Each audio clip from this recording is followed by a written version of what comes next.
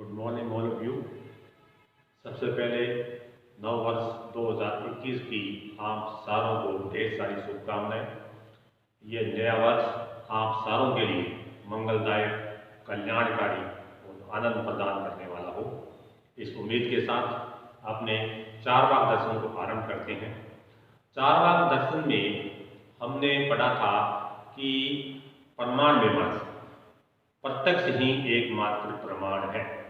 जब ज्ञान की बात आती है तो चारवाक दर्शन ये कहता है कि ज्ञान को किन साधनों से प्राप्त किया जा सकता है। तो वो उत्तर देता है कि ज्ञान को केवल प्रत्यक्ष साधन से प्राप्त किया जा सकता है। और प्रत्यक्ष है क्या?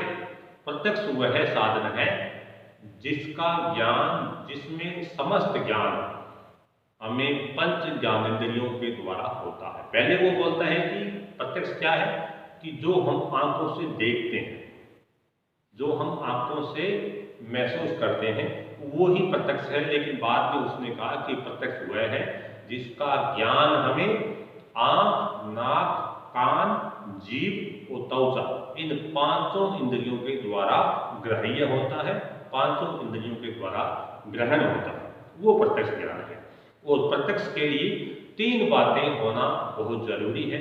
एक तो इंद्रिय, दूसरा वस्तु जिसका हमें ज्ञान करना है या होना है, और तीसरा कॉन्टैक्ट, इंद्रिय और वस्तु के बीच में सन्निकर्ष, यानी इंद्रिय और वस्तु के बीच में संपर्क। अनुमान को वो ज्ञान नहीं मानता है। वो कहते हैं अनुमान जो है वो प्रमाण इसलिए नहीं है क्योंकि अनुमान से जो प्राप्त ज्ञान है उसमें सत्य असत्य दोनों की संभावना बनी रहती है। अनुमान को ज्ञान इसलिए भी नहीं मानता तो वह कहता है कि अनुमान का ज्ञान जो है वो व्याप्ति पर आधारित है, और व्याप्ति जो है उसका ज्ञान हमें प्रत्यक्ष के द्वारा नहीं होता। क्योंकि चारवाक दर्शन में ये बात है कि वो उसी चीज की सत्ता मानता है जिसका ज्ञान उसे प्रत्यक्ष के द्वारा होता है। क्योंकि वह कहता है कि व्याप्ति, अनुमान व्याप्ति पर आधारित है और व्याप्ति संभव नहीं है। क्यों नहीं है? क्योंकि व्याप्ति का ज्ञान हमें प्रत्यक्ष के द्वारा नहीं होता। और तीसरा है शब्द प्रमाण, उसे भी वो प्रमाण नहीं मानता है। वो कहता है कि शब्द जो है, जो वेदों में शब्द बोले गए हैं, वेदों में जो शब्द लिखे गए हैं, वो सारे सत्यहीन हैं। वो सारे पंडितों के द्वारा, विद्वानों के द्वारा लिखी गई, अपने जीविकोपार्जन के लिए लिखे गए उपासनाएं हैं। वो उनसे केवल पंडितों का या पुरोहितों का फायदा होता है, उसमें कोई भी सच्चाई नहीं है। वेदों में जो बात बोली गई है कि स्वर्ग यहाँ मिलेगा, नरक मिलेगा, सुख होगा, दुख होगा, ये सारी बातें फिजूल की बातें हैं। इनमें मेरा कोई विश्वास नहीं है, इसलिए वो शब्द को भी प्रमाण नहीं मानता। प्रमाण मीमांसा के बाद में आपने पढ़ते हैं चारवाक दर्शन की तत्व मीमांसा। जैसा कि मैंने आपको पहले बतलाया था कि ज्ञान मीमांसा या प्रमाण मीमांसा होगी, उसमें हम केवल ज्ञान के संदर्भ में बात करेंगे कि ज्ञान क्या है, ज्ञान की उत्पत्ति किन साधनों से हो सकती है, और प्रत्येक ज्ञान, सही ज्ञान के वास्तविक ज्ञान प्राप्त करने के साधन कौन कौन से हैं। कोई एक साधन मानता है, कोई दो मानता है, कोई तीन मानता है, कोई चार, कोई पांच और कोई छह भी मानते हैं। लेकिन जहां तक चारवाक दर्शन की बात है, चारवाक दर्शन मानता है कि ज्ञान प्राप्त करने का साधन एकमात्र है प्रत्यक्ष। तत्व मीमांसा, जिसको अंग्रेजी में मेटाफिजिक्स कहते हैं, इसमें हम तत्वों के मूल स्वरूप को जानने का प्रयास करते हैं कि जिस भी तत्व को, जिस भी वस्तु को हम मान रहे हैं, चाहे वो भौतिक वस्तु हो, चाहे वो आध्यात्मिक वस्तु हो, चाहे वो इंद्रिय जगत की वस्तु हो, चाहे वो मानसिक जगत की वस्तु हो, चाहे वो ईश्वर हो, चाहे वो आत्मा हो, चाहे वो पुद्गल हो, चाहे वो भौतिक वस्तु हो, कोई भी चीज हो, उसका वास्तविक स्वरूप क्या है। तो तत्व में हम तत्व के मूल स्वरूप या उसके यथार्थ स्वरूप को जानने का प्रयास करते हैं। चारवाक दर्शन की तत्व मीमांसा जो है ये इसके ज्ञान मीमांसा पर आधारित है। कई बार ये सवाल आता है कि सिद्ध कीजिए कि चारवाक दर्शन की तत्व मीमांसा उसके ज्ञान मीमांसा पर आधारित है।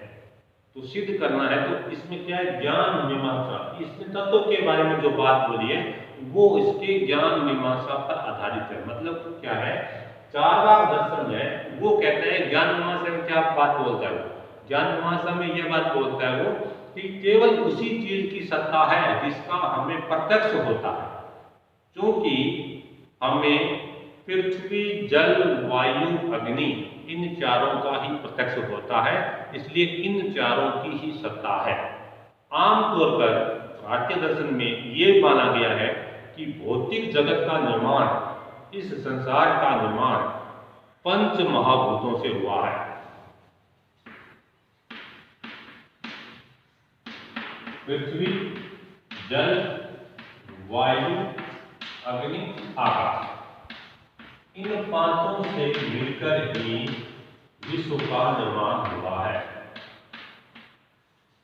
चारवाक दर्शन कहता है कि विश्व का निर्माण इन चार तत्वों से ही हुआ है। पृथ्वी, जल, वायु, अग्नि। आकाश को वो नहीं मानता। क्यों नहीं मानता? वो कहते हैं आकाश को मैं इसलिए नहीं मानता क्योंकि आकाश का हमें इंद्रिय प्रत्यक्ष नहीं होता, क्योंकि उससे ज्ञान का साधन क्या है, एकमात्र प्रत्यक्ष है। इसलिए वो कहता है कि केवल उसी चीज की सत्ता है जिसका हमें प्रत्यक्ष होता है। क्योंकि हमें पृथ्वी, जल, वायु, अग्नि का प्रत्यक्ष होता है, आकाश का हमें प्रत्यक्ष नहीं होता है, इसलिए वो आकाश की सत्ता नहीं मानता है। यहाँ आकाश का मतलब स्काई से नहीं है, आसमान से नहीं है। आकाश का मतलब है स्पेस। जो भी खाली स्थान है, जो भी खाली, जो रिक्त स्थान है, उसे स्पेस बोला गया है, उसे ही आकाश बोला गया है। खाली एक स्थान है, उसको हम देख नहीं सकते। खाली जगह जो होती है, रिक्त स्थान, उसको हम देख नहीं सकते। केवल जो बात चार दीवारी है, उनके कारण हम उसका सीमाकरण करते हैं कि इस कमरे में यह जगह खाली है। वास्तव में खाली क्या है, खालीपन क्या है, अभाव क्या है, उसका हमें प्रत्यक्ष नहीं होता। तो ये आकाश की सत्ता को नहीं मानता। आकाश मतलब स्पेस, स्पेस को यह नहीं मानता, रिक्त स्थान को यह नहीं मानता। क्यों नहीं मानता? क्योंकि रिक्त स्थान का हमें प्रत्यक्ष नहीं होता है। ये कहते हैं कि पृथ्वी, जल, वायु, अग्नि, ये चार ही भूत तत्व है, ये चार ही भौतिक तत्व है, और इन चारों तत्वों से ही यह जगत बना है। इन चारों तत्वों से ही, क्योंकि ये चारों भौतिक है, चारों अचेतन भी है, और इनसे ही सारी प्रकार की सजीव और निर्जीव वस्तुओं का निर्माण हुआ है। ये भौतिक है, तो भौतिक से सवाल उठता है कि इन चारों से जब सारे भौतिक और अभौतिक वस्तुओं का निर्माण हुआ है, तो सवाल ये उठता है कि भौतिक कोई चीज है जिसमें चेतना नहीं है, उससे अचेतन वस्तु का निर्माण किस प्रकार से हो सकता है? कोई निर्जीव वस्तु है, उससे सजीव वस्तु किस प्रकार से बन सकती है? चारवाक इसके उत्तर में कहता है कि ये वस्तुओं का स्वभाव होता है। अग्नि का काम क्या है? जलना। पानी का काम क्या है? चलना, बहना। तो ये प्रत्येक वस्तु का स्वभाव है, और इसलिए अपने अपने स्वभाव के अनुसार वस्तुओं का निर्माण होता है। लेकिन फिर सवाल आता है कि ये चारों भौतिक है, तो भौतिक से सजीव वस्तुओं की उत्पत्ति किस प्रकार से संभव है?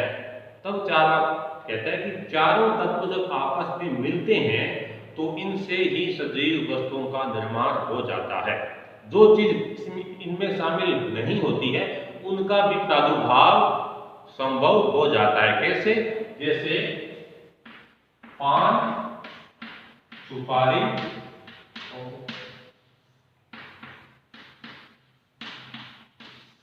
तथा या चूना। पान, सुपारी और चूना, ये तीनों अलग अलग चीज हैं, लेकिन जब इनको एक साथ चबाया जाता है, पान, सुपारी, चूना को एक साथ जब चबाया जाता है, तो इनसे लाल रंग की उत्पत्ति होती है। तो ये लाल रंग कहां से है? अब ये लाल रंग तो इनमें पहले से नहीं था। इसी प्रकार पृथ्वी, जल, वायु, अग्नि, ये चारों भौतिक है, इनमें सजीव चीज नहीं है, लेकिन जब ये चारों चीजें आपस में मिलती हैं तो इनसे सजीव वस्तुओं की भी उत्पत्ति हो जाती है। तो जगत की सारी वस्तुएं जो है, चाहे निर्जीव हो चाहे सजीव हो, उन सारों का निर्माण पृथ्वी जल वायु अग्नि इन चारों के मिश्रण से हुआ है। ये चारों ही भौतिक तत्व हैं, ये चारों ही आदि तत्व हैं।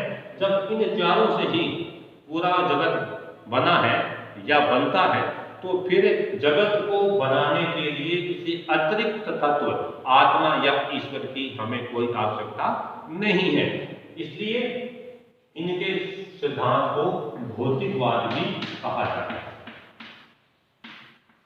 भौतिकवाद भी कहा जाता है क्योंकि यह मानता है कि जगत के सारी वस्तुओं का निर्माण भौतिक तत्वों से हुआ है और ये भौतिक तत्व चार है, पांचवा क्यों नहीं है? क्योंकि प्रत्यक्ष जो है हमें आकाश का नहीं हो रहा है, हमें प्रत्यक्ष जो है वो केवल इन चार तत्वों का ही होता है, इसलिए वो इन चार तत्वों की सत्ता को स्वीकार करता है। धन्यवाद।